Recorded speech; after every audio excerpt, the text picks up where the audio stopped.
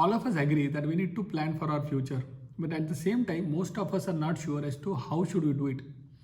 My personal experience, friend, says that whenever we are planning, for example, let's say for a year, what should we do? We should take one single simple step at a time. That is, when you are planning for 1 year, start with one day.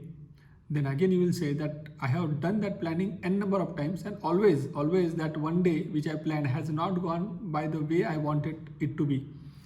Friends, I would then say that when you are planning for a day, there also you apply the same formula. That is, instead of planning for a day, always plan for the smallest possible step, that is seconds.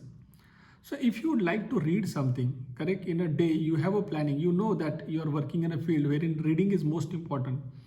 So what you should do, identify the couple of seconds which you are spending right now unnecessarily. So for example, when you get up, at that time, most of us always check our social media accounts for 1 to 5 10 minutes. So I would say that whenever you are doing that, instead of that, can you just get hold of the book which you intend to read?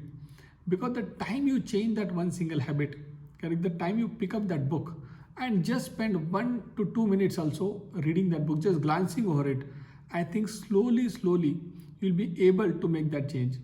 Then you will again say that will 1 or 2 minutes or 3 minutes reading the book, will it help? I would say, friend, this is not the end. You are just starting to baby steps. The time you start something, correct, and even if you are able to make gradual increment, for example, today you are reading 3 minutes, tomorrow if you are able to read 5 minutes, next day 7 minutes, that is also fine, because at least you are making a progress. And the time you continue this progress, nobody can stop you from forming a very good habit, correct, and whatever that habit may be. And the time you take care of these smallest possible things, practically you will end up planning for your future. Right now, almost all of us all the time are distracted by one thing or other, and that's the reason even taking the baby steps is the most important thing which we can do.